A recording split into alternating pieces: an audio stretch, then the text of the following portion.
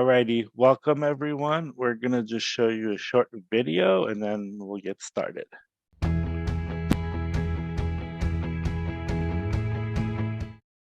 Welcome to today's session, everyone. We are Pre-Med CC, a student-led organization established in the fall of 2021.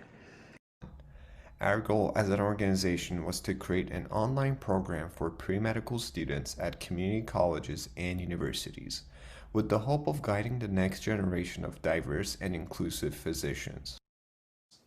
And while we advertise our organization as being for community college students, our events are open to anyone. We realize that finding guidance and mentorship in a pre-med journey can be especially challenging for first-generation pre-med students, people that lack the financial resources, or just those who do not know people in the medical field. One of the best parts about our events is that they are virtual, so you can do it from the comfort of your own home. We typically have events on Fridays from 5 p.m. to 6:30 p.m. Pacific Standard Time, and on Saturdays from 11 a.m. to 12:30 Pacific Standard Time. If you aren't able to attend the event, all of our sessions are uploaded on our YouTube channel. Many of our sessions will end up with a Q&A with the speakers. Any questions that you have, you may put it in the Q&A session on Zoom, and our team members will read them and have them answer. After you have attended our event, you can log into our website and complete the quiz, which will contain questions pertaining to our session today. If you score 70% or higher on the quiz, you will be awarded a certificate to show that you attended our session today. If you want to stay connected with our upcoming events or just want to tell your pre-med friends about the Pre-Med CC, you can find us on Facebook, YouTube, Instagram, and TikTok as @PreMedCC.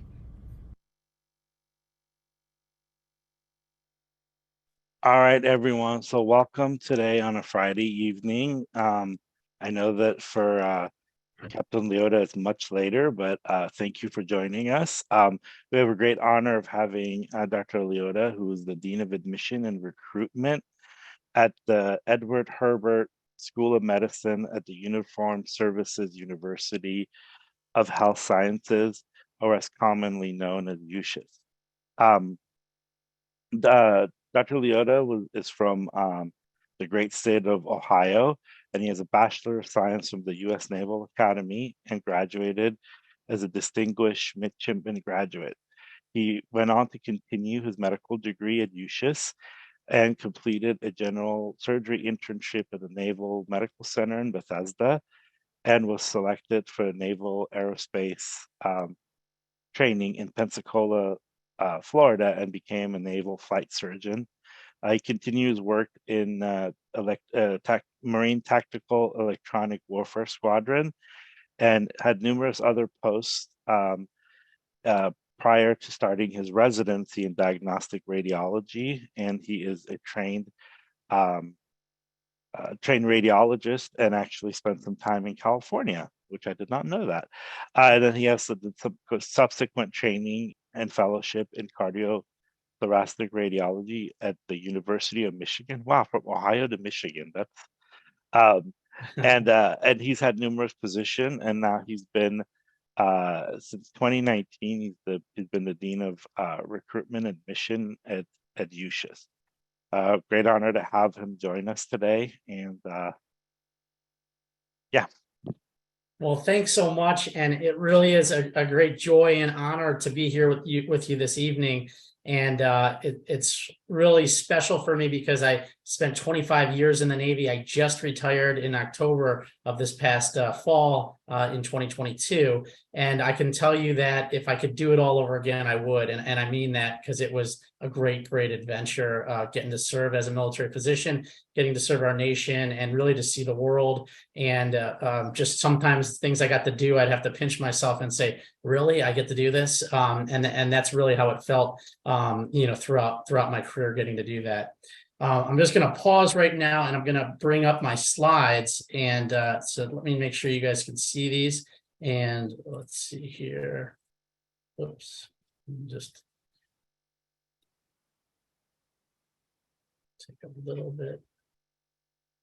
And okay, you should be seeing my slides now. Yes, we can. Okay, wonderful. Well, wonderful. Well, I am here really to talk about military medicine and really how you get to do this and what we are about and really what is the mission of that. And if you're interested in this or some of this sounds fun, how do you get here? And what can we do there with it? Also, I'm going to focus on what are we looking for in military physicians? So, how do you get there? Meaning, what are we looking for in your personal statement? What are we looking for on those applications? And what are some of the traits that we know really serve people well when they become military officers and military physicians? So just to begin, I think one of the first things or the attributes that we look for and that we know in applicants is they want to serve and they want to really be a part of something greater than themselves.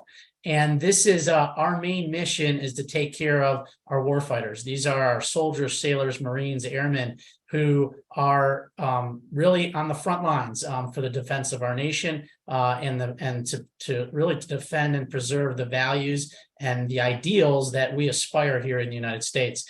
And so as military physicians, your primary goal and the primary mission of what we do is to take care of those individuals. And these are people who sometimes when you get a chance to take care of them, it really humbles you and inspires you because they've done some amazingly heroic things. And, I've gotten really, hundreds and thousands of patients I've gotten to take care of in my 25 years. And every one of them inspires me. And in fact, there was a sergeant first class who I took care of in November. It was right after Thanksgiving, who had basically and someone who was strapped with an IED was going to walk into our chow hall, or is where everyone eats on the base. And there was hundreds of people there, and he walked in and recognized that something didn't look right. He said hello to the individual. The individual didn't say hello back. He subsequently went to just tap him on the shoulder and say, it was someone he had known or seen, and said, "Hey, I said hello." And he realized when he touched his shoulder, he was wired with explosives. And instead of running or doing anything, he actually gave that individual a huge bear hug and wrestled him down to the ground. And unfortunately, that individual was able to explode the IED. And that sergeant first class came to us at Walter Reed, really within hours, and within 24 hours, we get people out of country, and he had lost both of his legs. But when I got to go into his room and got to take care of him and seeing him, you're humbled. You can't help but respect what that individual gave for our country.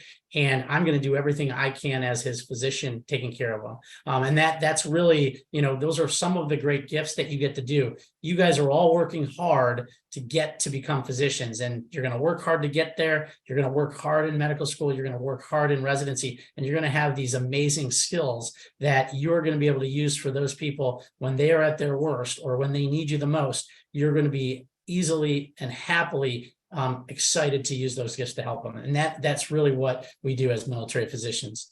Now, that is that primary mission. However, our mission expands beyond the warfighter as well. And in fact, in order for the warfighter and for those on active duty and on the front lines to fight well or to defend our nation, they also have families. And so as military physicians, we take care of the entire family. And so that's why we have the whole gamut of care, all the way from neonatology and brand new newborn babies, premature babies, all the way up to geriatrics, where we take care of those warfighters after they've retired and after they've given that sacrifice to our nation. We still take care of them, and we take care of them with admiration and respect. And I can tell you on the halls here and on the wards of Walter Reed, it will be different than a civilian hospital in the sense that if one of our patients dies on the ward, they will have an honor salute, which means that whole ward, that whole hospital ward, all the nurses, the pharmacists, the physical therapists, the medics, the corpsmen, they will all stop and what we call man the rails. They will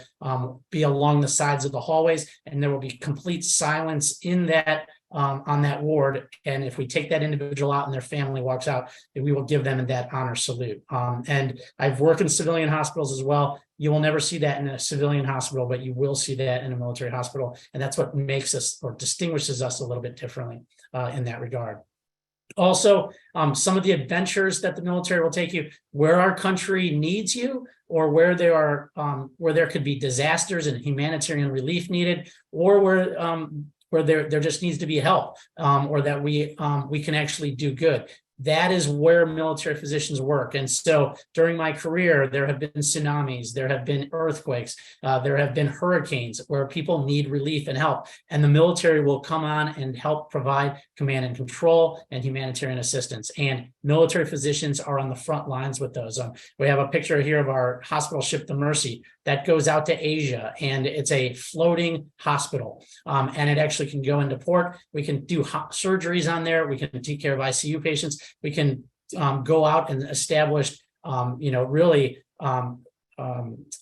hospitals right out there. We can take care of hundreds of patients. And that's where military physicians potentially serve. And it's not just Navy physicians, because we have joint services and help. And if you're a specialist and can support that, and you're assigned to a hospital that may be assigned to that platform, you could potentially be an Army physician on that. And we actually have some colleagues who are infectious disease docs in the Army that were actually on the Comfort and actually went down to South America and floated, for 5-6 months doing humanitarian assistance. Also, some of you may remember when we had the Ebola breakout in 2016, the front lines there was the Public Health Service, and the Public Health Service are uniformed physicians who take care of our nation's health. When you think about the Surgeon General of the United States, that's a Public Health Service officer. We actually have 5 positions in each class of Public Health Service officers at our school, and they were on that front line, but also the military was there. And the military was there for command and control. And we here at Walter Reed were ready. If any of our military got Ebola, we were ready and prepared to take care of them in our ICUs. And we were right across the street from the National Institutes of Health.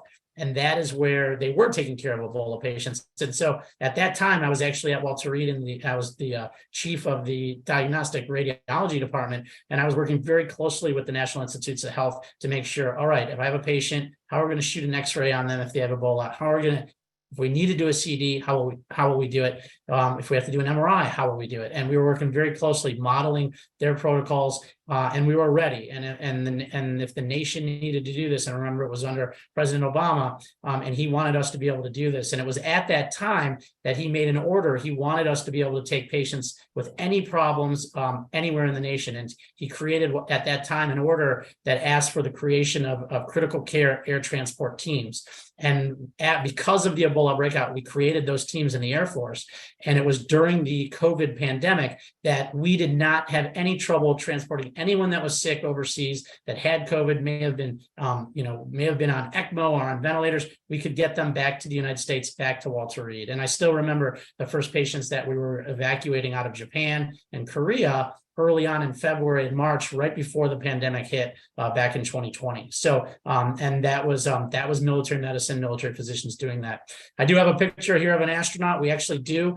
You will be allowed to apply to the astronaut program. If you are accepted, you will serve on active duty as an astronaut. And we have 2 alumni that are currently active astronauts, Colonel Andrew Morgan and Colonel Frank Rubio, who at this time is literally on the International Space Station, and is also slated to go to the mission to the moon when he returns to Earth from this current mission. Colonel Frank Rubio is a grad, and so was Andrew Morgan. Actually, he graduated a few years after me at the Uniformed Services University. So now those are really hard jobs to get. But you, what I think is, if you're a military physician and your ability to improvise, your ability to work in austere environments, those are some qualities that all military physicians have. I think they serve well as astronauts, and I think our physicians are phenomenal applicants, especially with the things that we're exposed to and sometimes asked to do in areas where it's different than normal medicine. You're outside of the hospital, but you may have to do the same things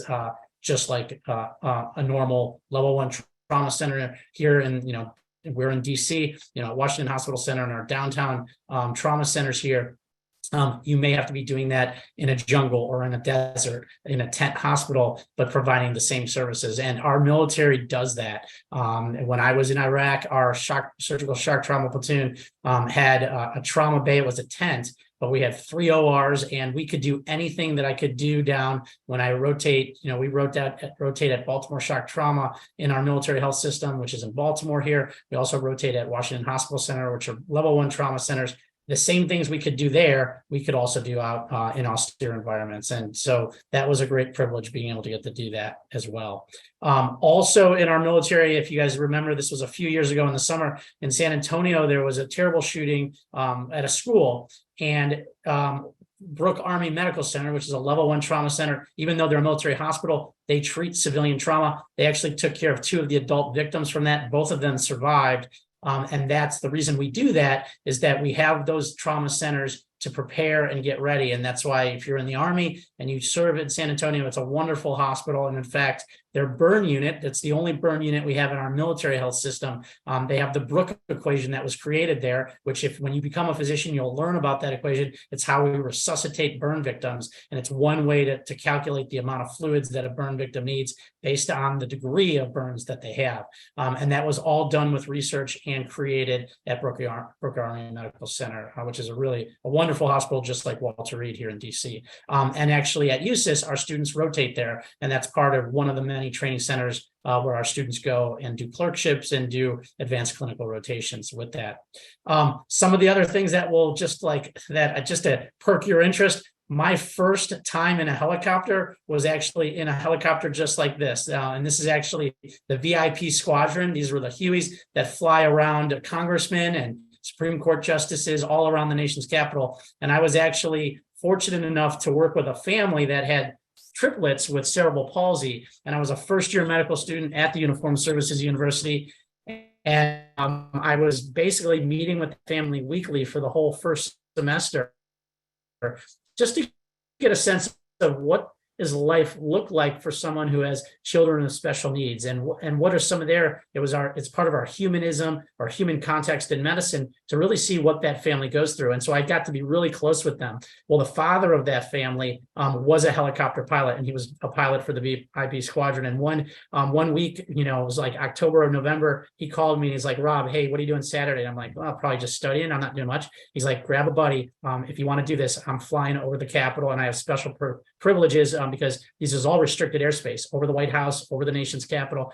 He's like, "We're going to be doing a low level." And I got a low level flight just like this with these views over the Potomac River, over the Lincoln Memorial, the Washington Monument. It was wonderful. And in fact, he opened the side door of the Huey, and my buddy Anthony Keller and I were both on the side, and we're going low level, waving to boaters on the river. And it was my first time in a helicopter. Never would have expected to be able to do something like that. But my life or my work in the military opened that door for me to do that. And subsequently, I've flown in lots of helicopters, but that was really my first flight in a helicopter with that. So that being said, how do you get here? And I think 2 big things that there's actually 3 different ways you can become a doctor and just come into the military to do it. But also the more common paths are either to come to the Uniformed Services University and you apply to us through AMCAS like any other medical school, and you basically click off that you want to apply to our school, and then we will walk you through that admissions process where you also have to not only qualify academically, but you have to be physically qualified. You also have to be a U.S. citizen. So for these programs I'm talking about, you cannot get a health profession scholarship or come to the Uniformed Services University if you're not already a U.S. citizen. And so that's also important part of that aspect of it. With that, you can apply through USUHS through AMCAS, and if you get accepted, it's a full ride education. Our medical school costs $0 to attend, and at the same time, you come in as a military officer where you make a salary of about $71,000 a year. So I can definitively say our students are the highest paid medical students in the world. And that is by a landslide with that. In return for that free education that you get, you will be committed that you'll say that you will serve 7 years when you're done training. So whenever you're out of a training environment, you can start paying back time. And so say you take 3 years to become a pediatrician. After those 3 years, then you pay 7 years back as a pediatrician for the military.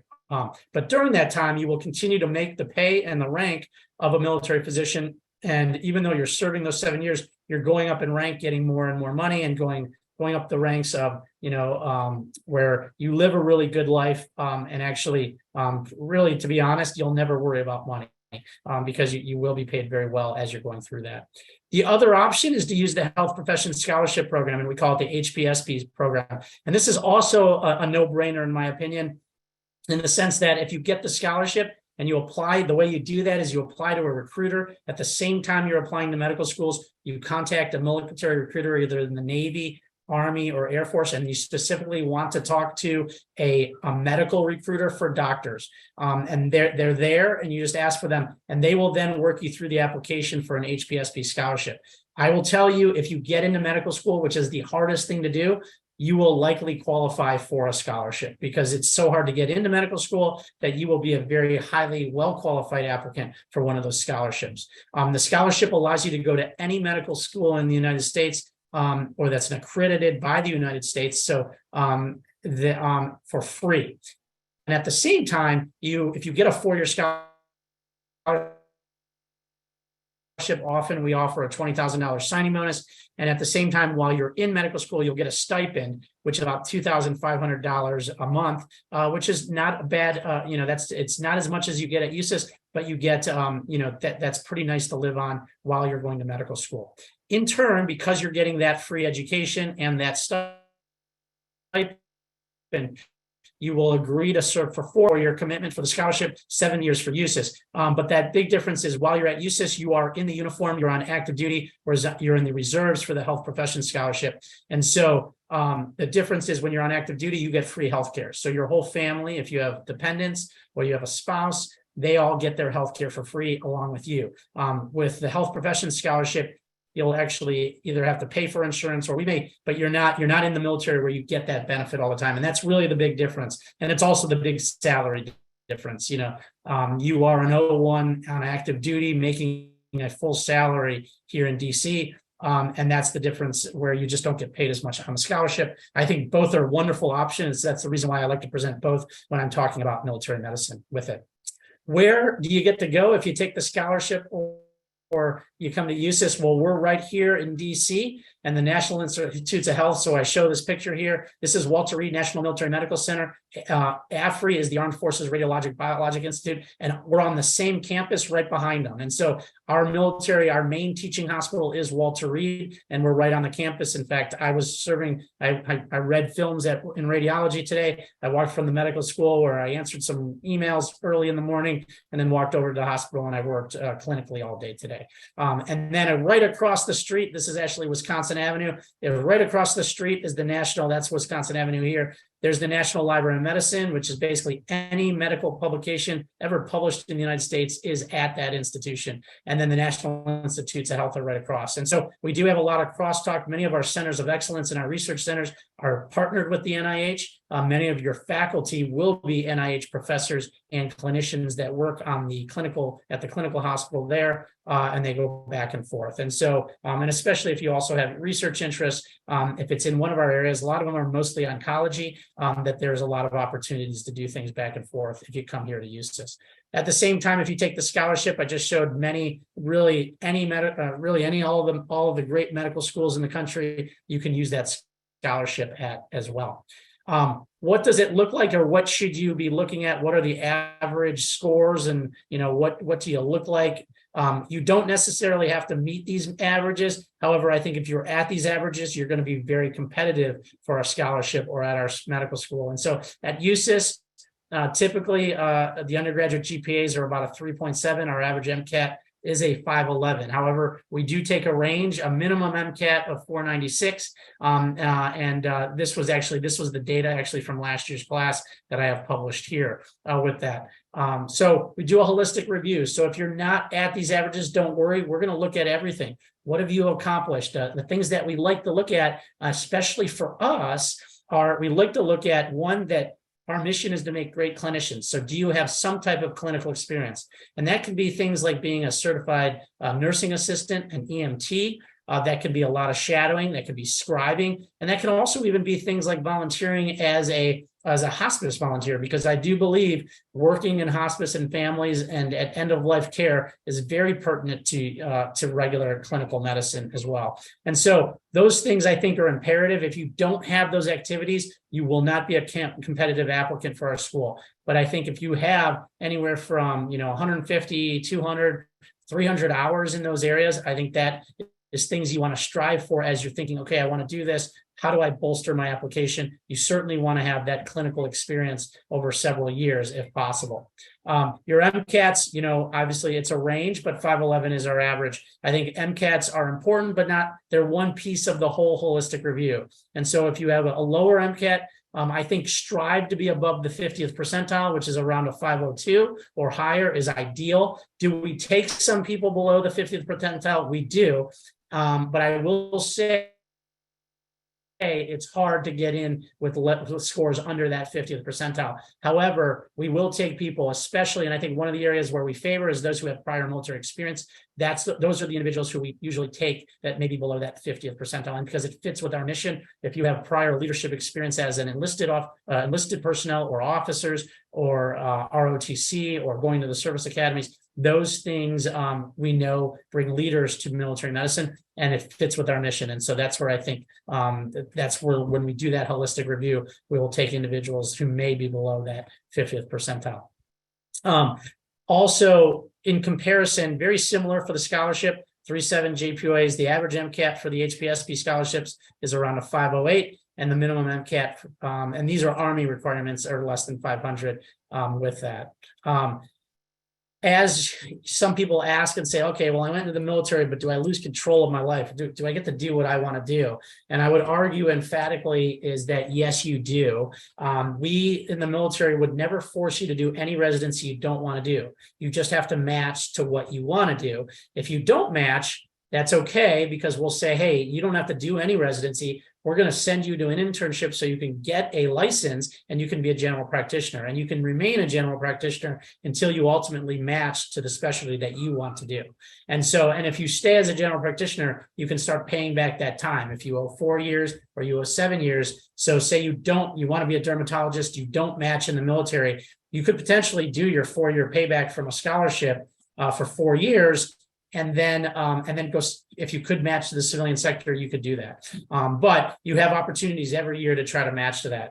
And really, we have every specialty on the table. I think the only specialty that is not available in the military for the Air Force is physical medicine and rehabilitation. These are your doctors who take care of trauma or who have severe injuries and they need rehab. The Air Force does not offer that at this residency, although you can do that residency in the Army and in the Navy with it. So, but otherwise, every other residency here, and these are all the general residencies there. You'll notice that I don't have the fellowships listed. The military will always train you first, like in general internal medicine, and then we do have fellowships available to be a gastroenterologist, a cardiologist, a pulmonologist. Even in radiology, I'm a cardiothoracic radiologist. I had to do a fellowship after my diagnostic radiology training. So we do have all of those available because, like I said, we need the full gamut of care. And really, we can't practice medicine in a bubble. If we're just doing trauma all the time or wartime critical specialties, we also need nephrologists. We also need really gastroenterologists who deal with sick patients that also may need, it's a full contact sport in the sense that sick patients add to our clinical acumen, and that's why we need the full breadth of care at our hospitals and at our training sites with that.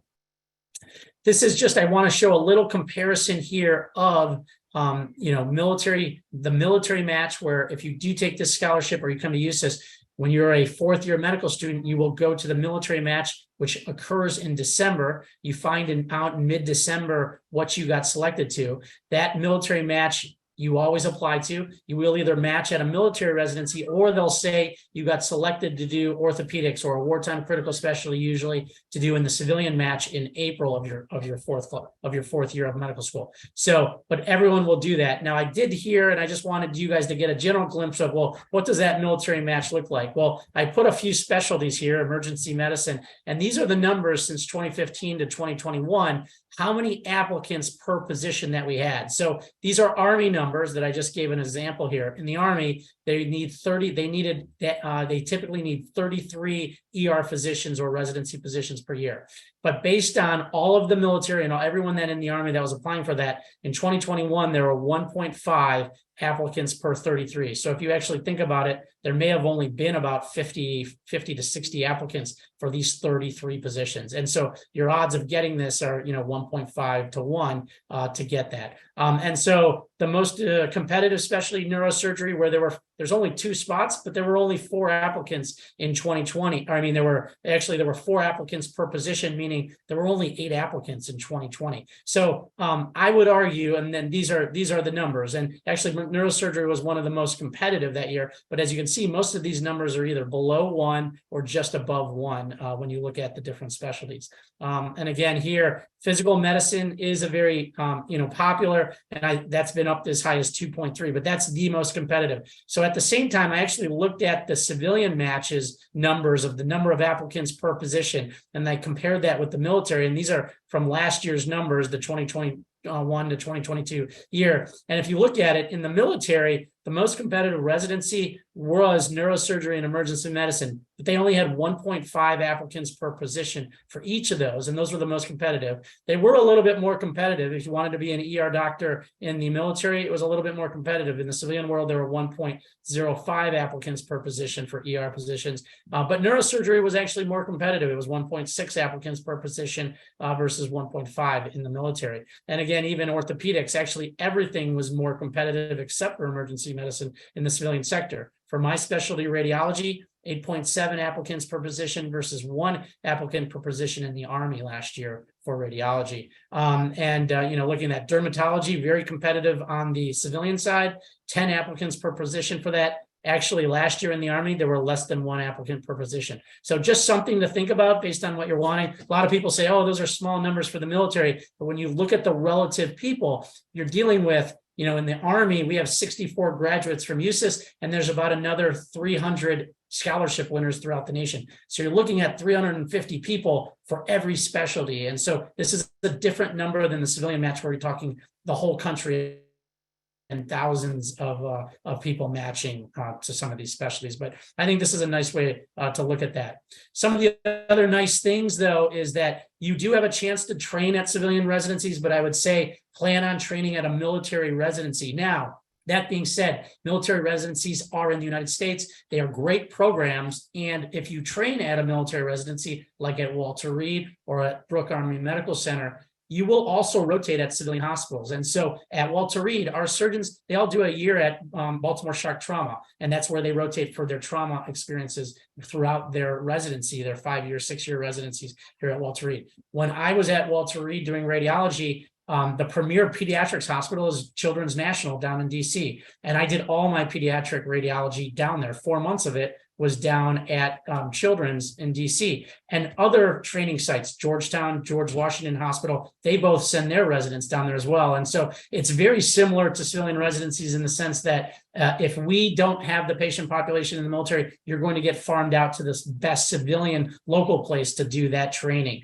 And that's why when I did my pediatrics, one night I was on call, the next night the Georgetown resident was on call, the next night the GW resident, and then I was on call the next night. So that's when you think of military medicines, just don't think they're in their own bubble. No, they're U.S. medicine. And in fact, when you're done and finished with your residency and take your boards, that's to be board certified by the American Board of whatever that is. I am certified by the American Board of Radiology.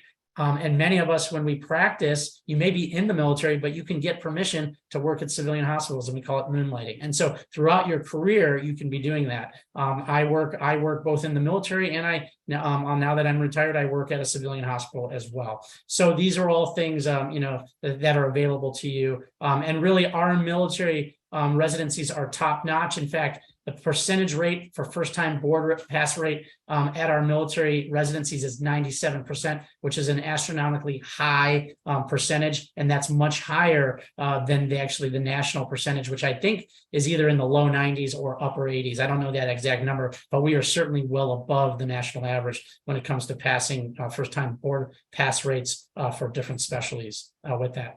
Also, some of the options the Army actually has embedded. So when you go to the military match and you match for emergency medicine, they actually, you may match with the Medical College of Georgia. I actually have the specialties that are linked with civilian institutions. So what this means is that, for example, you could match for general surgery at the military match, but you may be at Penn State, or at the University of Chicago, at the University of Oregon, or the University of Texas. These are separate from the civilian match. These are positions that the military has at those residency programs, and then we fill our military residents in these positions. For neurosurgery, the Army has special ties with the University of Florida, University of Texas, San Antonio, and Baylor. And for urology, you can train at Duke and at the University of Texas, San Antonio. And these are full in-service. You'll be at a civilian hospital, but you will be paid by the military, and just wonderful programs and wonderful training in the military with that. The same thing for the Air Force. Their residency programs are all combined with civilian residencies. So if you match for internal medicine at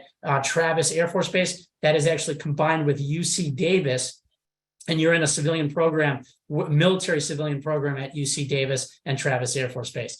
In the Air Force, if you go to family medicine at Offutt Air Force Base, that's linked with the University of Nebraska's residency program. And so all of the training in the Air Force is linked with civilian institutions with that. And I think we're seeing more and more of these civilian military partnerships now that we are out of conflict times, where we were at conflict in Afghanistan and Iraq. Now we are sort of in a quasi-peace period, and that's where we have less real battlefield trauma. So we need to go to the civilian sector to make sure our future generations of physicians are well trained. And so Congress has actually already put this in the National Defense Authorization Act, that to say we want more of these civilian military partnerships. So I think as you're coming into this pipeline, you're going to see more and more of these great partnerships and opportunities for training for each of you to do that. Within our system, we have 55 military hospitals around the world. Our students get to transport. This is actually the Pink Palace, which is in Hawaii. This is Tripler Army Medical Center. And basically, we have hospitals in San Diego. We have hospitals in Norfolk, Virginia, in Seattle, Washington, in North Carolina, in Nebraska, really around the United States. And those 55 big military hospitals where you could potentially train at, and 375 military clinics around the world. And that's where you're going to get stationed. It's you're going to be stationed at a hospital. That's our front line for medicine, either at a hospital or clinic. And then you may get assignments from that hospital or clinic to go with an operational unit and be asked to support them. But when you go operational, it's typically for 6 to 7 months. And then you go back, though, to your battlefield, which is the hospital. If you're a surgeon, that's in the OR. And I often tell people, they say, well, what will my life like? Will I be at war? I will be deployed my whole 7 years I'm paying back. And the answer is no. In fact, I often tell people, you're going to be working at a hospital like where you may, if you have 4 years of payback, you may spend 4 years at Walter Reed, and that's going to be your military payback. However, I always say, be prepared to do at least one military operational deployment while either during a 4-year payback or 2, if you do a USUHS payback. Does everyone who serves 7 years do deployments? And a deployment may be to an operational setting for 6 to 7 months. Not everyone does it, but plan on it. But I can't imagine anyone, because throughout my career, we were at conflict my whole career. And I would always say, hey, maybe in a 7-year period, you would do 2 deployments the most, which means 2 6 to 7 month deployments in 7 years. And that's when you're on the front lines. But then the rest of that time is doing what you would be doing as a civilian, working at a hospital, working in the OR, working at a clinic, doing whatever that is. You're OBGYN, you're delivering babies, doing C-sections, taking care of women's health. You're a radiologist, you're going to be reading CT scans, MRI, ultrasound, and you're going to be doing that at a hospital. And then if they need you on the front lines, I'm going to be doing that at a hospital on the front lines. And for me, in my career, that was in Afghanistan at Kandahar. They had a fully operational hospital there. That's where they deployed Navy radiologists in Afghanistan. But even out in that deployed setting, I'm doing what I do as a radiologist. I'm basically at that hospital, and trauma are coming in, and I'm giving acute reads and dealing with acute emergencies. And the big difference is in those settings, and this is different than civilian trauma, we're also looking on those films, making sure there's no unexploded ordnance. There's not a grenade in this person's pocket. There's not an IED on the person before we start ripping off clothes and taking care of them in the trauma bay. And so these are all things that were unique to military medicine in that regard.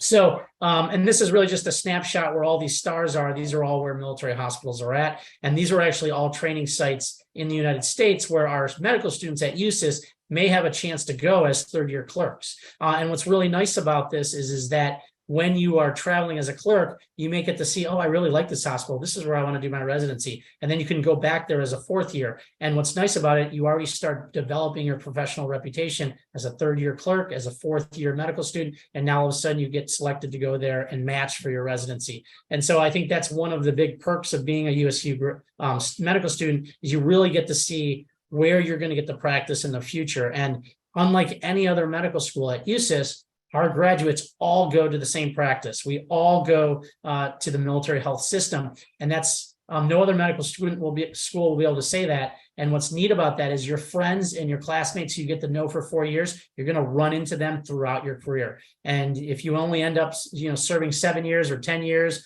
or 12 years, you're going to run into classmates, and there's a lot of power in that. It's actually a great benefit that you have, because you may get a phone call or you may need a consult, and all of a sudden that's your good buddy Jack or Sally or Mary who was in your class. And I can tell you firsthand, it's really fun. I get a phone call from the Surgeon General's office and they need some information, or they're asking about a patient, and I'm like, oh, who's asking that? And literally I was like, oh, that was Colonel Alexander. Oh, that was my classmate Marcus. And so when I have to go ask questions or I need help, I can just call him and say, Marcus, what do you need, man? And that's literally what I did. And it was a lot of fun having those personal contacts, throughout my career, that we were good. We were friends, and we knew each other well at medical school. And that's and I think that's something special, because when you're in medical school, it is a family-like atmosphere at USU, and you are going to have these colleagues and friends, for the next, anywhere from 12 to 20, 30 years forward. And that is a great gift from our medical school if you end up doing a 20-year career in the military with that. That being said, just touching on what I like to see in an applicant. So I gave you a little glimpse of, we want to see clinical because we make clinicians. The other big thing that we like to see is service orientation. And that means, it doesn't need to be anything huge. It just means you need to share with us, what are your passions? What are your gifts? And how are you giving back to those? And so the things that we look for on your application would be someone who is giving back. And so you may play an instrument well, and we see that you're part of a group that, may play that instrument at schools or teach kids how to do that, or go to nursing homes or you play that at your church and you're giving back. And so we're looking for that service orientation, I think, is the second biggest thing. Clinical acumen, or you want to do medicine. But then the second thing is you have these great gifts and you want to share them. And I think that's when we're looking for that. The reason our classes click and bond so well is they're always willing to help each other out. There is not a cutthroat attitude at our school. Everyone knows that we may be taking care of each other, may be taking care of someone's spouse or someone's kids or someone's parents. And so that is that service orientation, that you want to make everyone better in the organization, and that you're not just going to be here for 4 years and never see each other again. You may be running into each other for a long period of time. And so we look for that service orientation in your application. I think the third thing that is very important to us on your application is leadership potential. And that can be, yes, named leadership positions. You're the president, the vice president, or you've started a group, or you've taken initiatives on things. And I think those are, yes, that's what we look for. However, I think the subtleties of things are also important, in the sense that you may work as a waiter or waitress every summer or throughout the school year. And then you tell us in that description, you know what, but they trust me to open the restaurant. They trust me to close it. They actually made me the lead trainer. Those are all little subtleties of leadership potential that we're like, this is an interesting person. And the way we see that is in your letter of recommendation from that work job, the way you describe what you do for that job that you have. And that is what's woven into your application that we pull out of and say, well, this person has great leadership potential. This is someone we want to see as an officer in the military and as a physician. And so those top three things are the three big things that we like to pull out of an application. I think the other things that I love to see in an application is like a really big why you want to be a physician, and also why you want to be a military physician, and a deep-seated understanding of what that means and why you want to do that. And so how do you get there? Well, one, you share in your personal statement your story of how you got there. Why is this on your radar? Why are you interested in this? And you share personal experiences. You can say, yes, I want to help people, but then give me a story of why do you know that? So tell me when you helped someone and how you felt when you did that, or what that felt like when you were doing that. That's the depth that we look for in those personal statements. And so a personal statement doesn't need to be, it doesn't need to be, you don't have to think of what do they want to hear. I think share what is real to you, because if it's real and authentic, we're going to see that in your application, and those real desires and reasons why you want to do military medicine or why you want to be a physician are going to really shine in when you describe these stories and you paint that story for us. And your story may be, hey, early on, I wanted to be, a nurse or a lawyer. And that's a perfectly good thing. Like, just, it's real. And you tell us why you wanted to do that and how that changed and how you grew into medicine, and knowing that that's what you really wanted to do. So I think that's what you really want to convey in that personal statement, is your personal why medicine for me. But those are real and authentic stories. I like stories. I think the military, we always joke in the military, and especially in the Navy, it's like see stories, and we always love to tell stories. And I think I remember applicants when I read the story, and I see how they got from point A to point B to point C and why they're applying to our medical school. I think the last thing in preparing that, or how do you know that? Because many of you, I've never served in the military. No one in my family's been in the military. I was like that. Only my grandfather served in World War II. He had experiences from the 1940s. He only served for 4 years, but he loved it, and he was an electrician's mate. So that got me the idea, but my parents never served. My aunts and uncles didn't serve. So I didn't know a lot there. And so the way I, the way I learned about military medicine was you had to hear about it or learn about it. And I think some areas where you can actually go to learn a little bit about what life, especially as a military physician, is, there's a podcast called wardocs.com. There are hundreds of stories and podcasts that you can listen to where military physicians talk about their experiences. It's a wonderful podcast. You can put that on when you're working out and listening to it and just say, oh, let me hear this story. Many of our leaders, Dean Elster, who's our Dean of Medicine, President Woodson, they were all military physicians previously. President Woodson's amazing. He's had an amazing civilian career and an amazing career as a major general in the U.S. Army Reserves. He's now our president.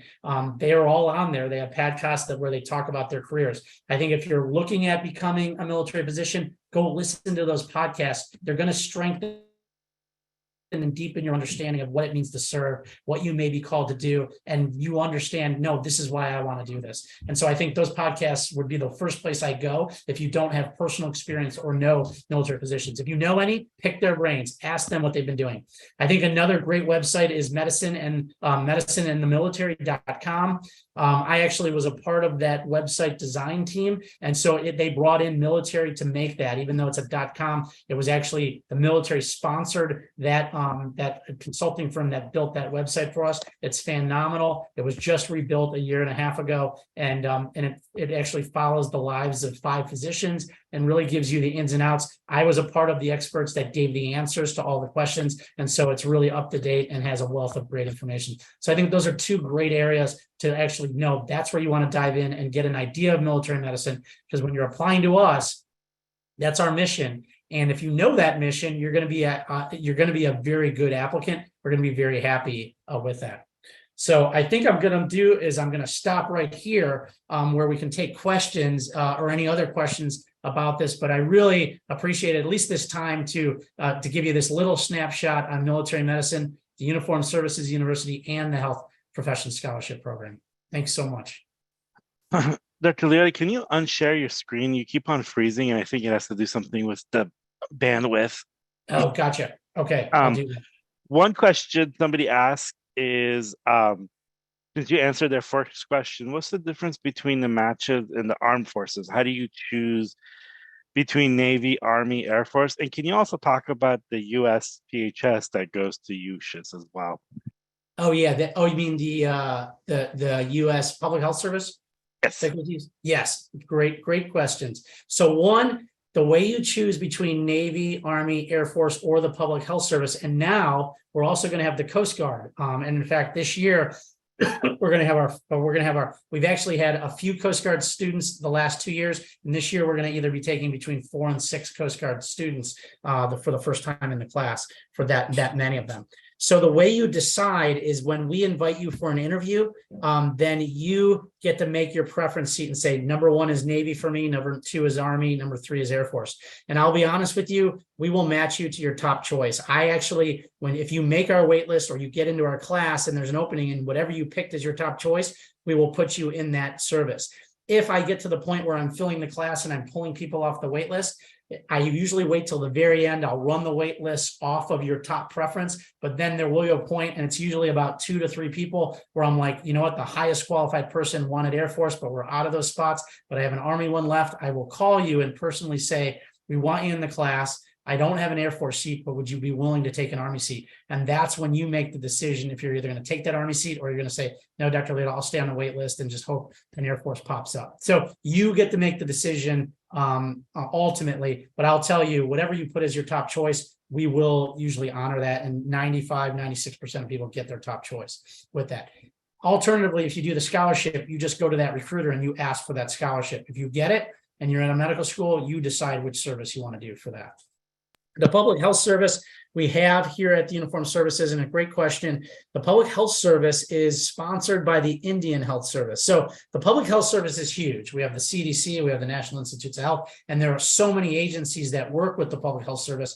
But each of those agencies has they sponsor our students. And so right now, the only agency that is sponsoring the public health service at the Uniformed Services University is the Indian Health Service. And so if you get one of those public health service billets or you want to serve, you will serve with the Indian Health Service, which means they need physicians to work on the reservations throughout the United States. And so wherever there needs help at those reservations, and that is where you will serve your commitment time. And that's currently we have.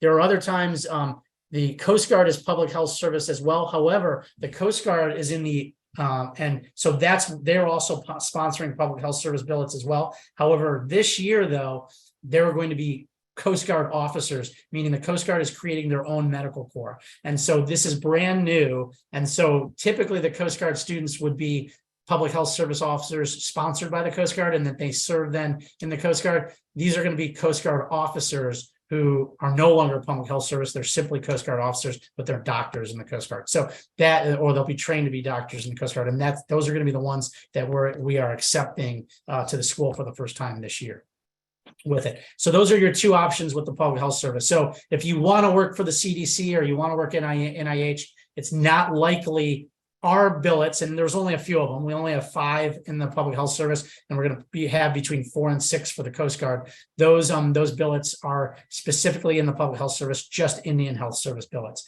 We used to have the NIAID, the National Institute of Allergy and Immunology, used to fund a few spots, but they stopped funding them. They didn't need any more physicians in that pathway. But they may come back again. And so if they do ask the sponsor, we potentially could have other public health service billets at the university, but right now we just have the Indian Health Service with 5 positions sponsored with it. This is another question. If you do not medical qualify for one branch, but you do for another, will USUHS give you the opportunity to switch in order to keep your acceptance? Yes. So the answer is yes. And so that's actually happening right now. We have, the services are very similar, all of them, but sometimes there are some slight differences where, like, the Army may have more lenient for hearing than the Air Force. And so there's these subtle differences. So say your top choice was Air Force, and we usually see that someone's top choice may be Air Force, but they weren't qualified. That actually happened because of a hearing issue. But the person could get in on the Navy and the Army. And so, yes, so we do work with applicants if someone has a spot. And then we are actually, if their top choice gets denied, we then look to see if we can put them in another service. So yes, that can happen with waiver. So each service has a different medical qualification? They're almost the same. However, there are some, and it becomes a waiver issue. The qualifications are the same across the board. However, when it comes to a waiver, the services will be more lenient in certain areas, if that makes sense, because a waiver is a subjective call. So for example, you will go to the doctor and they will say your hearing, you have a deficit of 5 decibels or whatever. You're disqualified because you have a hearing deficit. So then because of that, that's the same standard across the Army, Navy, and Air Force. You are disqualified for service based off of that. And that standard for all the services is the same. However, then Dodd-Merb says, but go to that service and ask them if they will grant you a waiver. That is where the differences are sometimes, where the Air Force will say, we will not give you a waiver for that. You will remain disqualified for our service. And the Army may say, well, you're only going to be a doctor, and you have another good functioning ear. We'll give you a waiver for that, if that makes sense. And so that's where the subjectivity of these waivers evolves, is because, and we have committees that make these decisions. And the reason why we have committees, if it was an easy answer, we wouldn't need a committee. We just say, follow the rule and yes or no, you either have it or you don't. But we have to look at, well, what is this person's unique situation, and how is it going to affect what they're going to be doing in the future? And each of these services have their own committees and look at it through those lenses. And that's why you may get a different answer even from USUHS. We have our own committee for the Army and the Navy. The Air Force has a central committee, so we don't control the Air Force's waiver decisions. It's in one committee for the whole Air Force. But in the Navy and the Army, they gave USUHS waiver authority at our school for doctors, but then the Navy and the Army also have their own waiver boards for the scholarship. And I often tell applicants, our waiver board may disqualify you for USUHS, but the Navy HPSP may say yes, and it's a subjective call. It's the way they look at it through their lens and through their committee's lens, if that makes sense. And that's really, when you think of the practice of medicine, it's a subjective call. It's like, yeah, you're disqualified, but do I think you're safe? Do I think you could deploy with that? And these are the debates that the committees then debate and vote on. And they're not always the same answer across committees. And that's why you can have some differences between the way they vote. On a whole, they're almost always the same. But sometimes you get some weird things where you're like, what should we do on this with it? Because especially things that are incidental, as I call it, like they see that you have a hemangioma in your brain. You never had any bleeding, although you have a subtle increased risk. And the question is, do we take that risk and allow you to be deployable, or do we actually say you're disqualified? And these are like debates that committees talk about with it. And it's not an easy answer, whether or not we should take someone with it. And that's why in itself a waiver is subjective. And I always tell people, you know what, search around. If a committee will say yes, then that may be your avenue to come in through either the scholarship, through USUHS, or a different service. Somebody wanted to ask, what's the physical requirement qualification? Well, it's definitely not passing the Navy SEAL test, that's for sure.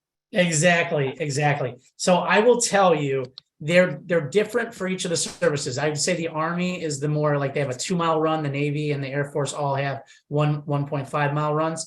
What I will tell you is, if you are healthy, and in order to come in, you have to be within height and weight standards. So if you're within height and weight standards and you're healthy, to pass our physical fitness test, even if you're not in shape now, if you start training for 4 to 6 weeks, you will pass the minimums. You may not get a SEAL score, what we call a 300 perfect score, but you will pass. And so, to be honest, I don't even know the minimum standards, because I feel like they're so low that you will pass. It may be like, in fact, someone asked me in the Air Force, and I said, for a 26-year-old female, the minimum push-ups was like 12, so and she's like, well, I've never done them before, but I'm like, if you train, you're going to be able to get to 12, with that, with a few weeks of training. So don't be overly worried. And especially, we're selecting you to be a physician. We just want you to pass these. You don't need to get 100% on it. Some people do, but the truth of the matter is you just need to pass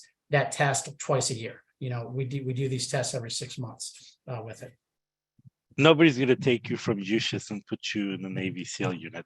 Exactly. Anyways, this question is actually an interesting one. What are the disqualifying medical conditions? Like, is it just doing like a number of sit-ups and pull-ups, or are there other, Yes. like, I know you said a little bit a minute ago about hearing. Right. So you could actually, it's actually on the internet. You can look at, it's like the DoD waiver, or basically qualifications for service. It's a manual that's updated regularly. And so certain things, we actually, on our application, we do like a little pre-screen. So I'll name a few things that I know are disqualifying that, okay, but you could still potentially get a waiver. And there's some things that you just won't be able to get a waiver. So anytime, for example, if you had an ACL repair, that's disqualifying. Pure and simple, it's disqualifying. However, we will look at it for a waiver. And we've had Division I athletes who had 2 ACL tears, and they were a Division I Elite 8 soccer player, and they got a waiver because they're like, you know what, they had the ACL, they tore it, playing soccer, and then they went back and continued to play at a Division I level. And so those are things that we will look at. But if you had an ACL repair, you're going to need a waiver. If you've had a prior history of cancer, it's hard to get a waiver for that. However, I've seen it for testicular cancer, certain cancers that can be in complete remission and that your risk of recurrence is so low. But if you've had a history of leukemia, you've had it, we're going to have to look at what is the recurrence rate for that. But I've seen people with childhood neuroblastoma. In fact, my lab partner, she had neuroblastoma as a little kid, completely gone. I mean, she served a 20+ year career in the Army. And so she got a waiver for that. But so like congenital abnormalities may be disqualifying, meaning a scoliosis, or you have a birth defect from, we had someone who actually almost got a waiver, but it was for cerebral palsy, but was totally highly functioning with it. So, but we looked at it very closely with it. I think things like if you've had, if there's mental illness is one that comes up with depression, anxiety, obsessive compulsive disorder, different things like that. If you are currently on medicines, ADHD, those are disqualifying. However, you can get waivers, but, and this is important to remember, is that typically we will not consider a waiver unless you're off medicines for at least 12 months. That's not a hard rule, but I think, say, for example, if you had a history of depression, but you've been off medicines for many years, certainly your chances of getting a waiver are very high. If you currently have depression and you're on medicines, I'll be honest with you, it will be hard to get a waiver. And we usually like to see what's going on with that. And so those are things to think about. If you had recent surgery, different things like that, what was it for? We want to make sure you're fully recovered before you're physically qualified. So those are a few of the things that pop up, but actually you can look that up.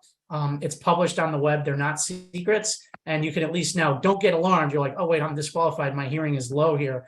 Don't worry. We're going to look at it for a waiver. And I do think many things are waiverable. And we'll tell you if it's not. And we'll be very honest with you at it. And we do it early on. That's why we do a pre-screen. We won't take your application out, but we'll at least give you an idea of, like, you know what, your odds of getting a waiver are very slim. If you want to go through the process, we'll still look at you. However, we don't want you to waste your time if we think you're not going to ever get a waiver. You know, if you've lost your hand, you're not going to get a waiver. You do need to have both hands. Things like that would be completely disqualifying. And then the other question was, this is about post-bac work. If people that do post-bac coursework, are they looked differently compared to regular undergraduate work? So they are looked at in a positive sense. So what I mean is so if you have undergraduate work and you had a 2.7, and then you just did a post-bac and you had a 4.0 or a 3.9, we're going to look at that post-bac work as the student you are today. So I would argue post-bac work and strong post-bac work with a strong MCAT can erase a poor undergraduate performance. And we have many people. We have someone who got accepted with a 2.3 undergrad and got a 3.7 post-bac and a 90th, 80th, 90th percentile MCAT. You're a different student than you were when you're an undergrad. And we are going to look at that. That's what's going to propel you into our medical school. And so post-bac work, I think, can really help you. Yes, it can erase poor performance as an undergrad. And we will look at the most recent work. And that's what's actually really helpful. Like, especially you do well, you failed organic, 5 years ago as an undergrad. Now you just did a post-bac and you got an A in it. We're going to look at that A as that's who you are now. Then we'll also correlate that with your MCAT. Oh, you know what? In the physical sciences section, you did really well. You were actually scored very well. We know you learned that material. That's success. And that we expect that will be continued success at our medical school. Another question, how does the process differ for someone who is in the Navy Career Intermission Program? Okay, so Career Intermission Program.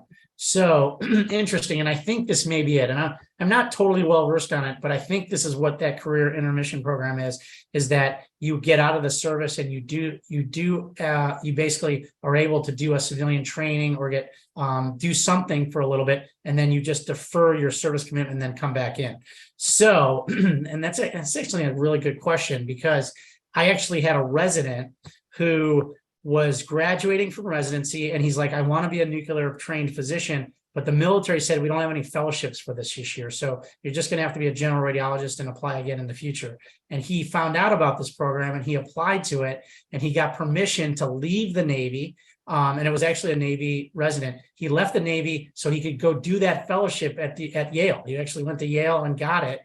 And then he came back in and now he's a nuclear medicine trained physician and he did it outside of the Navy. And so I think that program exists. It was a brilliant way for him to get what he wanted. And the military approved him to do it. The downside with that is he went and he got that fellowship, but he had to get out of the Navy. So he had to find his own funding. And he obviously got the salary of, he probably made less money as a fellow at Yale as a lower paid salary than he was in the military. But he did that for just 1 year and then he came back in.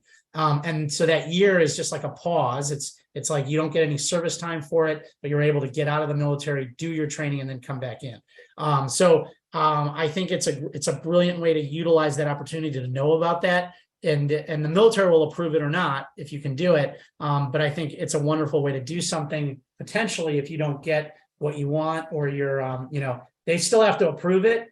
But the military will say, hey, you know what, that makes sense. And if you're willing to do it, because typically when you get approved, the military will still pay your salary and that year of training will count towards retirement. So it's a year in service. You'll get paid a lot more. When I was a fellow, I made more than a civilian fellow because I was getting paid my military salary. And that year counted towards my 25 years towards retirement. And so those are the benefits when the military sponsors you. But if you do get out, you're basically funding yourself. But you're also able to help, decide, hey, but I want to do this. And sometimes the military will let you do it. So knowing about it, it's great. So you can apply to it and potentially utilize it if you're in a situation where that comes up. I think that's what that is, if I got it right. If I was wrong on it, I may just need the follow-up question and tell me what that program was. But I think that's what that is. Are there any pre-med programs?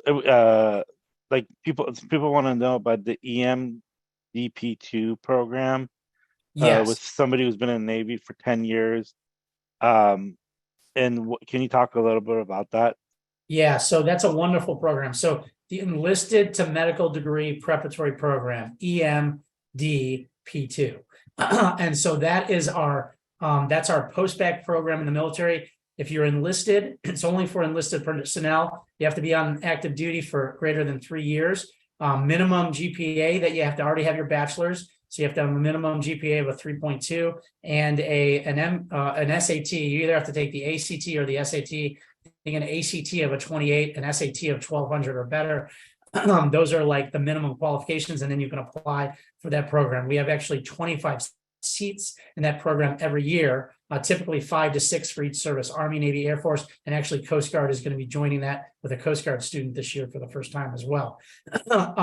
With that program, it's a 2-year post-bac at George Mason University right now. It's affiliated with our medical school, and at the Uniformed Services University, you go through that program for 2 years and then you apply to our medical school. You're also allowed to apply to any medical school. If you get accepted, wherever you get accepted, you can use the scholarship. So many of those graduates, about 80 to 90% come to USUHS. However, others have gone. We have students at Harvard, at Emory, UCSF, at Mayo Clinic, at UCLA. So we have them all over the country as well. So it's a great post-bac program. Highly recommend it. If you meet the qualification standards, if you go to our website, we outline the whole process of how to apply for that.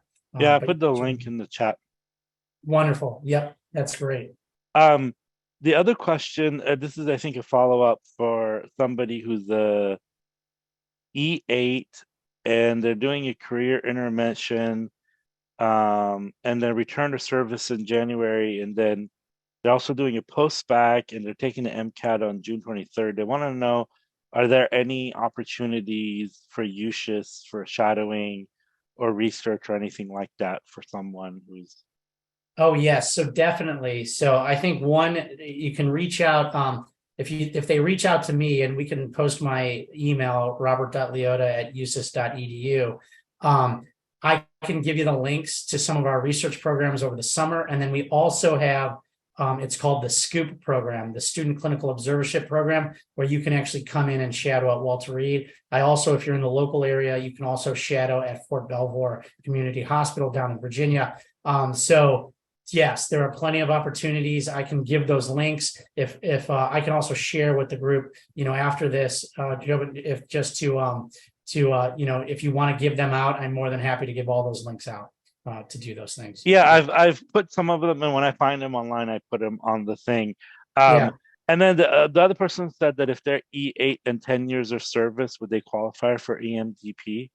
Definitely, yes. I think you said 3 years is the minimum. So yes. 3 years is the minimum. That's perfectly, yes, it's fine. The only thing to worry about is you need to be not over the age. And so what I tell people is, yes, this medical school says 36, but you can get a waiver, and really the services give waivers up to about age 42.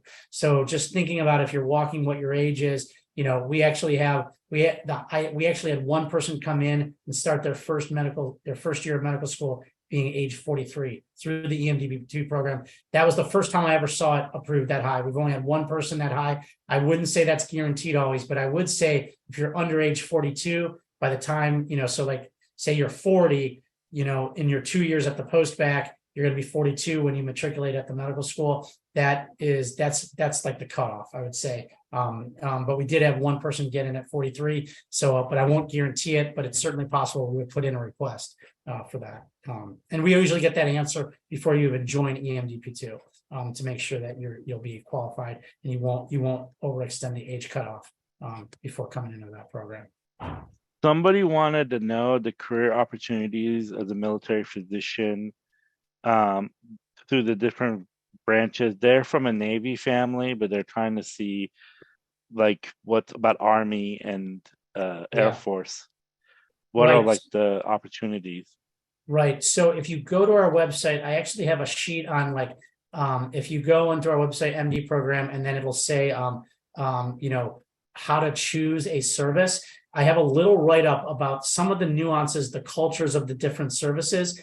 And I think where, for example, the Navy always serves with Marines, or the Army, what are the options? What are some of the research areas? What are some focus areas where they have forward surgical teams? What do you do in the Air Force? Like CCAT teams are that's an Air Force mission, which are critical air transport. So if you're like critical care, or you like anesthesia, or you like pulmonary critical care doctors, where you actually have a flying ICU, that's like, you're only going to do that in the Air Force. If you want to do that and you join the Navy, you may get you're not going to do it in the back. You're going to do critical care. You're going to do it in the hospital. You're not going to do it in the back of a C5 or C7. So you're not. So there's nuances with that. So in that document that I wrote, I talked about some of those nuances, and a lot of them are just really the differences are, if you're an OBGYN in the Army, Navy, or Air Force, you have the same job. Now the differences are, well, who are you going to take care of? You're going to take care of PJs in the Air Force, or pilots in the Air Force. You're going to take care of grunts, in the Marine Corps or in the Army, tank drivers, submariners in the Navy. Those are some of the differences. And I talk about that cultural differences, but the work itself's the same. But then it may be who you called on to support, or who are you called on to support operationally. And those are the differences in the services. And then also the differences are, it's a good reason, is where do I want to serve? And so, well, where are the Navy hospitals? Where are the Army hospitals? That's where you're going to get orders to live.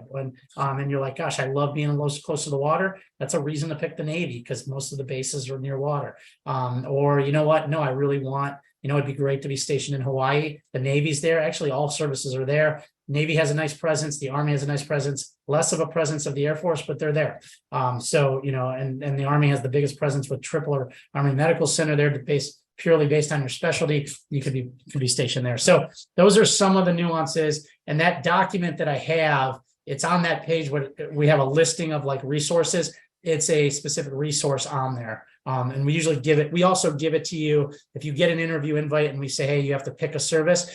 I'd read through that. I think that medicineinthemilitary.com is also, it talks about all three services and the nuances of the differences and where you'll serve and what you'll get to do. I think that's a great document as well to look at. And I also would go to that wardocs.com, because they're going to have Army, Navy, and Air Force physicians talking about their careers, and you'll glean some ideas about the different services as well with it. They're all great though. I mean, I'll be honest with you. They just have their nuances, like, like I'm Navy. And so I love like what a wedding gown is when you get promoted. We have all these traditions. And that's just that we have traditions in the Navy that the Army doesn't have. When I retired, we had a bosun's mate and they piped me off and piped me ashore. Those are some beautiful traditions. Not that you would pick the Navy for that, but I loved that. But the Army has different traditions, and they sing the Army, the Army song, and those, like, where we have Navy anchors away, and they're not like big differences. It's just like cultural things, and those are things that are unique when you join that service. That becomes a part of who you are and what you get to be a part of as well. And that's the fun of it. But they're all great. In fact, even at my retirement, I had an Army officer, who was my colleague at the hospital, does the same thing to me as every day. He was my MC, and he was like, and he had never seen a Navy retirement before, so he was just blown away by our traditions, and he was a part of that with me as well. So those are some subtle differences. Yeah. If you get seasick, you should probably not join the Navy, right? Exactly. Yeah. Although I would argue I never got stationed permanently to a ship. So, I was a radiologist. We don't have radiologists on ships. So I didn't spend a lot of time at sea. It was only when I was a general medical officer that I went out to sea. So I think, so even that being said, you may serve a 20-year career and never be on a ship. I mean, you'd probably be like temporarily or go for a little bit. Like I went for 6 weeks the most on a ship, but that was, but I was never like a ship's company for 2-3 years of sea duty, because we only have a few doctors on ships, and they're only on the big ships, with it. So. In fact, I read ship films. Yeah, instead, as a radiologist, I just read them all from Bethesda. I read every ship film. We see them all at Bethesda here because they just download them to us, right? So we don't need them to be on ships, radiologists. So they do wet reads on the ships, right? They do wet reads, and then we do the final read. And so I actually, many times at Walter Reed, I'll be on a sat phone talking to someone out in the Persian Gulf or out in the Indian Ocean. And we're like, hey, did you guys see this fracture? So they do a wet read themselves, but then we read them officially back here at Walter Reed. Yep. So wonders of technology. I have a good friend who's the civilian radiologist, and he basically works from home. Exactly. He's like he takes all the night calls, and is like he's nocturnal and he wants to stay home. And yep. So he works from, I think, 9 p.m. to 7 a.m. 4 days a week, and that's it. This is somebody wanted to know: do USUHS students live on campus? So no, what will happen is really only we have our Wounded Warriors barracks, and some of our enlisted live on the base. So what you will do is you'll get a stipend, which is called your basic allowance for housing, or your BAH. It's around, I want to say, $2,700 a month, tax free. You will get that stipend to go live in an apartment, buy a house, buy a condo. You will live out in town, live with classmates, and so many of our students get together and live in houses together. Or I had a classmate who I was always at a two-person apartment, 2-bathroom apartment right here in Bethesda. So you'll live out in town. I know. Yeah, I know one of my friends that bought a house when he was at USUHS. And then I have couple other people. They said they lived very nicely on from the stipend. They had some of the best housing in DC metro area.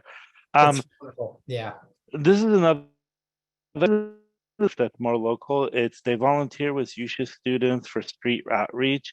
Are there any other programs for that USUHS students do in the local community as well as military community in terms of service? Yes. So all of our student interest groups. So we have interest groups where you can do things out in town. So, we have our Spanish speaking, like, our Spanish club. Well, they'll go do, because we have a big Hispanic and Spanish speaking population here in DC. They'll go to free clinics and actually do that. And they actually partnered with Georgetown's clinic, the Georgetown's medical school. So our students go to those free clinics and have opportunities to do that. There's also, we do stop the bleed training at high schools all around. And so our students, it's called T. It's our, basically it's stop the bleed and how to deal with acute trauma. And they go and teach high school students, teachers, and other colleges around how to they certify them to be able to use tourniquets and to proper care to stop bleeding in trauma situations. So those are two examples. And to be honest, if you have an idea, you can create your own student interest group and then start that initiative. And so, we have different, different groups. We have our a cappella group, the Dermatomes. We have our Apollo Society that play instruments. They go play those at different schools. They get invited to go play that in different areas. And so you can use that, using, like I said, using those great skills and talents that you have to then take them to the community around us. So those are just a few of the examples, but we have, I think we have over 30 student interest groups. And if you're interested in creating a new one, you can do that as well and get a faculty rep to support that.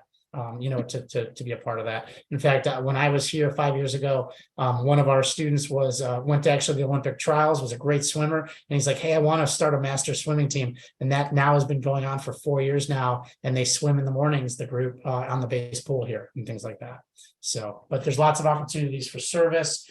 We actually took care of a quadriplegic in the area, and all of our students actually rotated helping with suctioning, managing his vent, and so he could live in his home. And so that was another service project that I was personally involved with, with our students as well. This is another question. At USUHS, how early do students get clinical exposure to real medicine? It's real medicine. So you'll get it from day one. So your foundations, we have our systems-based approach. You'll start foundations. In foundations, you learn how to do a history and physical exam. And so you will start in the first 4 weeks of medical school. You're going to go to Walter Reed and you're going to interview patients. You're going to learn how to interview them. And then you're also, during that 4 weeks, you're going to learn how to do a general physical exam. And then you'll keep building on that with opportunities to go see patients when you're in the musculoskeletal system, and you may get a chance to practice ultrasound on patients, or to go to the sim center, or go to the hospital. So it will be built in. So early on, you're going to get clinical experience. And then really after a year and a half, you're going to be on your clerkships. And because of that, that's a little earlier. When I was at USUHS, we didn't do clerkships until the second year. You guys will be in the middle of your second, after our second year, meaning our third year is when we started clerkships. You guys get it a little sooner now at a year and a half. So, and to be honest, you're at USUHS and you're right next to Walter Reed. So I have students who are first years that are interested in different areas, and they just come over and shadow, and you're a medical student now, so you have full reign. And they ask, well, when can I go? I'm like, you can come whenever you want. The hospital never closes. And we have residents working. So if you want to get in on a case, or you want to see what's happening in that specialty, you will have downtime in medical school. You may have an afternoon off where you have no classes. That's usually on Mondays and Wednesdays and Fridays, but where you have time to study. If you want to go over to the hospital and watch a case or an interesting case, or start doing a research project with our neurosurgeons or orthopedic surgeons or radiologists, you'll have those opportunities as well. It's wide open for you. Yeah, they cleared you and gave you a badge, so you have free exactly. reign. You have full access. Yep. This is another question. What is the relationship with USUHS and the VA system, and how can pre-meds get involved through the VA system? I'm going to put a link for the VA in that as well. Yeah, and that's a great link. So the VA HPSP scholarship program, another great opportunity. I think if so that is, they'll pay for your medical school, and then you agree to work for the VA for 6 years after medical school. Awesome program. I think that is also something to consider. With the VA, we take VA patients, but we don't necessarily, as a military physician, you don't ever get assigned to a VA unless you're assigned there as a to teach. And so our medical students rotate at the DC VA, and we have military physicians who are attendings there, but they're only there because they're assigned to USUHS, and they're taking care of our students when they rotate there. But so I've never been, the only time I was working at the VA during my military career was when I was in a civilian status at the University of Michigan. I worked at the VA program there. So we don't do a lot with the VA. However, the VA sends their patients to the military hospitals to get care. And we partner with taking care of their most complex patients. So if that answers the question, I think there may be more, I think there's, the VA may be sending more patients to especially in the time of peace, when we want to get more complex cases to our military hospitals. We're seeing more VA partnerships. And you may potentially, one of our cardiothoracic surgeons in the Air Force, he worked at the San Francisco VA, and he was very busy doing, cabbages or coronary artery bypass grafts and thoracic surgery. So you potentially could be, but I wouldn't plan on it unless the military has a link with that VA hospital. But mostly those, like when I said those 55 hospitals, it's going to be military hospitals that take care of our active duty and their dependents. That's where you're going to be stationed. So if you come in thinking, oh, I want to work at a VA, don't plan on it, because I think you may incidentally, but really they're going to put you at a military hospital where that's where they're going to utilize you to take care of our active duty, not our VA population. The VA is a separate agency. It's not the Department of Defense. It's its own entity, the Department of Veterans Affairs. And so that's the difference. And so military physicians are within the Department of Defense. And that's why you're going to be at Department of Defense hospitals, not necessarily VA hospitals. Great. And then somebody wanted to know, do you know of any summer shadowing programs for active duty military personnel? For active duty. So I would say if you're active duty, wherever you're stationed, go to your local clinic or hospital. So there are going to be shadowing opportunities there. And if they aren't, you just go to, if you're interested in an area and you're like, you know what, I'd love to shadow OBGYN, just go to that department and ask if you can talk to the department head. I'm sure you will be able, you're active duty, you have access to the hospital, and then you can start shadowing there. So my advice would be, the answer is yes, because if you're on active duty, you've got to be near a military treatment facility. Go to that facility and ask to shadow. And I would just go right to an area where you want to go. And if they have a program, they'll refer you to it. If not, if it was me and when I was at Naval Hospital Lemoore and you came in and said, hey, I want to shadow radiology, I'm like, if you got time and your department and head and your division officer or whatever says you're free to come here, you can sit next to me as long as you want and shadow. And I think most military physicians would answer that question the same way. Come and shadow us. And I think the beauty of being in the military is you're already in the community. You're already, you are part of that community. And so more likely than not, I wouldn't say 100%, but I don't know, maybe 90 something percent people will be okay with that. And and you've been cleared and everything. Yeah, I mean, even when you're on deployment, right? Like you're going to have a doctor with you, go shadow them, right? And that's really what a lot of active duty do. They'll shadow their flight surgeon if you're in the aviation community. If they have a brigade surgeon or a battalion surgeon, go ask them if you can shadow them, and then find out, hey, they'll know the other doctors around and they can make links with you as well to the other military physicians, the orthopedic surgeon, the internist, the general surgeon, the radiologist. They can also make connections for you there as well. And I knew this question was going to come up, would that opportunity be available to civilians? And I think it would just be much more challenging to get on a base. I think that's It is challenging. However, we have, and I would just contact the hospital, like you contact the operator. At Walter Reed, civilians can do it. So if you are in the DC area or you're here for the summer at NIH, you can go to our SCOOP program, the Student Clinical Observership Program, and they will give you access to the hospital for 30 days or however long you're here, and you can shadow our doctors. So the answer is definitely yes at Walter Reed.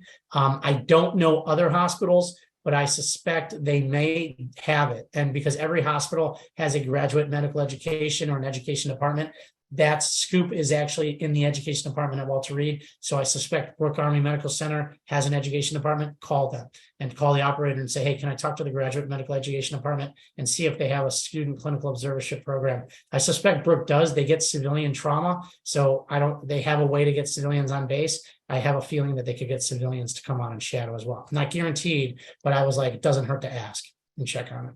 Yeah, I just Googled Walter Reed SCOOP program and I put the link in there.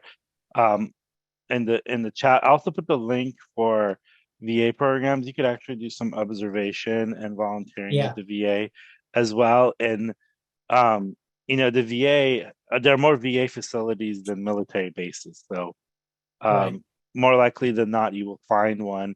And I know Travis has a program as well.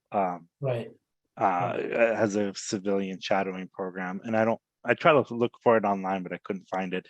I think this is the last question because it's probably very late where you are, and I'm sure, so I don't want to keep you any longer, but this is the last question was, how many physicians typically stay in for a full 20 career, or do they just leave after their commitment is done? Yeah, great question. So among USUHS graduates, 60 to 70% do a 20-year career, which is a staggering number to me. But I think it's because many of those physicians, they serve their 7 years after residency, which puts them, a residency could be between 3 and 7 years. So they end up are very close to doing 20 years. So they stay. But I also think it's because they find a job that the Navy offers them or the Air Force offers them, and they're like, you know what, this is a great job. I want to keep doing this, and they end up doing 20 years or more. And so that is the statistic for HPSP graduates. It's about 30%. So about 30% end up doing. So the vast majority of scholarship winners, they do their 4 years. 70% will do 4 years and get out. Or they may do more than 4 years, but they don't end up doing 20 years. But about 30% of those will do a 20-year career with it. So, but I think USUHS grads, I don't have an answer why USUHS grads stay. I think it's because they start learning medicine in the military and it's home to them. It's their first experience. And I think it's just natural. They're like, this is home. And when they go to the civilian sector, they see the differences and they're like, oh, I like the military side of the house, with it. I have a couple of friends that the reason they stay in military medicine is because they don't have to get authorization for their patients. They could treat their patients however they like within the standard of care, and they don't have to call an insurance company to ask for permission to do it.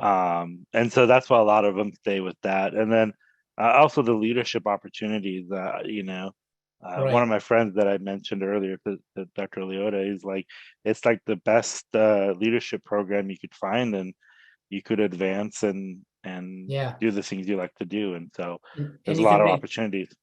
Make differences for healthcare policy. Like the vast array of opportunities in the military as you go up the ranks in leadership, you may find yourself, being a liaison with Congress and working on the next National Authorization Defense Act, for the country.